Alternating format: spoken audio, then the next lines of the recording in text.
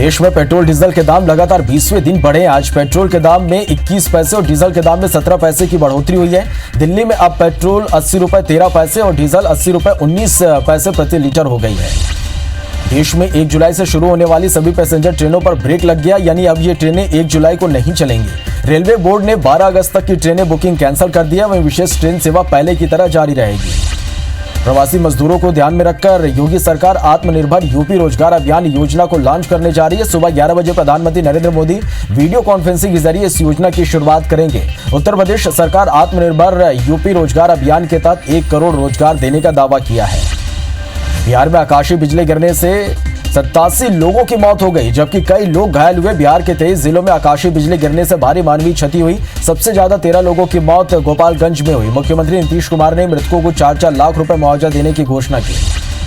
बिहार में आकाशीय बिजली की चपेट में 87 लोगों की मौत हुई है। इस घटना को लेकर पीएम मोदी ने भी अपनी संवेदना जाहिर की। पीएम मोदी ने ट्वीट कर कहा, भारी बारिश और आकाशीय बिजली गिरने से कई लोगों के निधन का समाचार मिला। उनके परिजनों के प्रति मैं अपनी संवेदना प्रकट करता हूँ। मौसम विभाग ने आज भी बिहार में भारी बारिश का अलर्ट जारी किया। मौसम विभाग के अनुसार बंगाल की खाड़ी क्षेत्र से आ रही नमी युक्त हवाओं का मिलन होगा। इस वजह से भारी बारिश की स्थिति बनी रहेगी। वहीं पटना में 2 दिनों तक मौसम में बदलाव नजर आएगा। भारी बारिश की वजह से 10 जिलों में रेड जोन में रखा गया है। कांग्रेस लद्दाख में शहीद हुए जवानों को श्रद्धांजलि देगी। शहीद वीर जवानों के लिए कांग्रेस ऑनलाइन कैंपेन भी चलाएगी। अध्यक्ष सोनिया गांधी से लेकर जिला अध्यक्ष तक सभी इस कैंपेन में से जुड़ेंगे।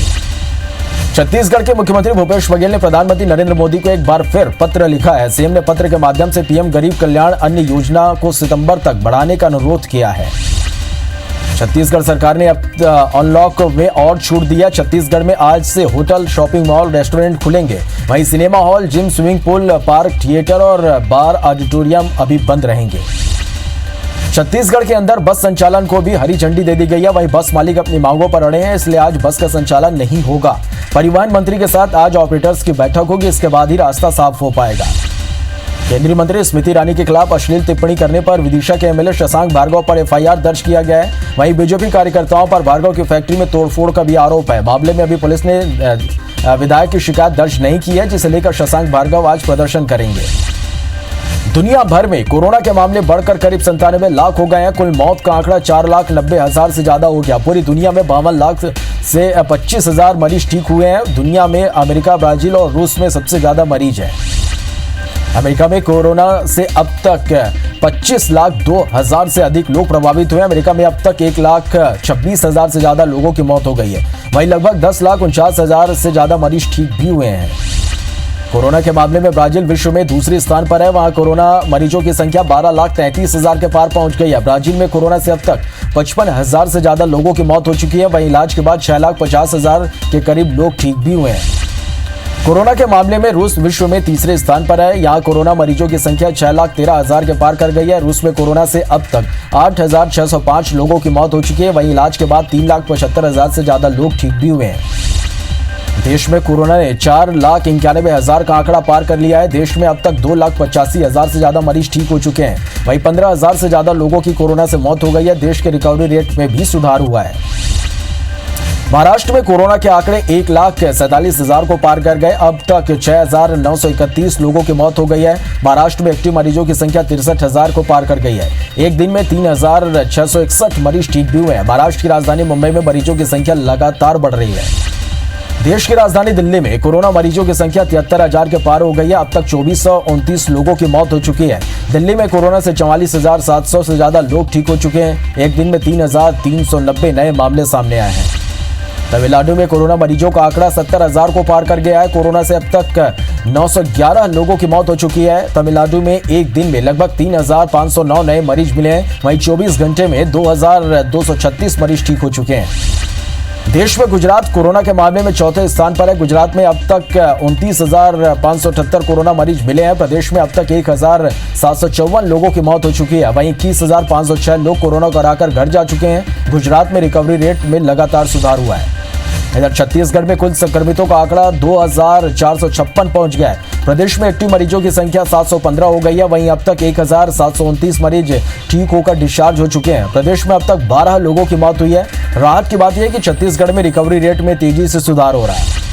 इधर मध्य प्रदेश में कोरोना के कुल पॉजिटिव केस 12,557 पहुंच गए हैं। एमपी में 543 मरीजों की मौत हो चुकी है। अब तक प्रदेश में 9,628 मरीज ठीक हुए हैं और मध्य प्रदेश में एक्टिव मरीजों की संख्या 2,434 है। राजनांदगांव के सेंट्रल लक्ष्मी वेंचर में सेंट्रल एक्साइज की टीम ने देर रात दबिश दी। टीम ने देर रात तक वेंचर में जांच करती रही। वहीं दुर्ग रेलवे स्टेशन के पास से जीएसटी की टीम ने सिगरेट फिल्टर से भरे वाहन को जब्त किया। राजधानी रायपुर सहित बलौदा बाजार में ट्रक लूट की वारदात को अंजाम देने वाले गिरोह को पुलिस ने धर दबोचा है। पुलिस ने इस मामले को सुलझाने के लिए रायपुर और बलौदा बाजार पुलिस की टीम गठित की थी, जिन्होंने कुल 9 आरोपियों को गिरफ्तार किया है। आपको बता दें कि यह गिरोह माल सहित हाईवे में चल रही ट्रकों को निशाना बनाते थे।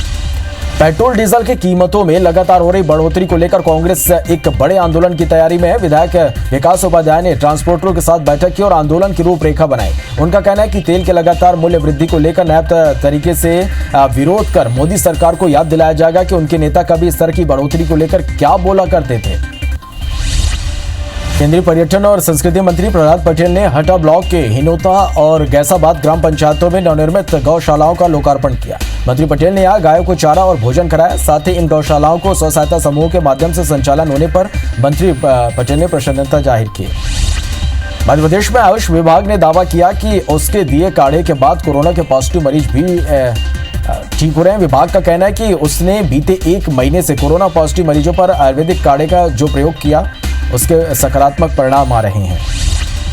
मध्य प्रदेश के पूर्व मंत्री जीतू पटवारी को राष्ट्रीय बाल आयोग और राष्ट्रीय महिला आयोग ने नोटिस थमाया है। दरअसल जीतू पटवारी ने मोदी सरकार पर निशाना साधते हुए एक ट्वीट किया था, जिसमें उन्होंने लिखा था कि पुत्र के चक्कर में 5 पुत्री पैदा हो गई। हालांकि विवाद बढ़ने पर जीतू पटवारी ने ट्वीट हटा लिया था, साथ ही खेद भी जताया था।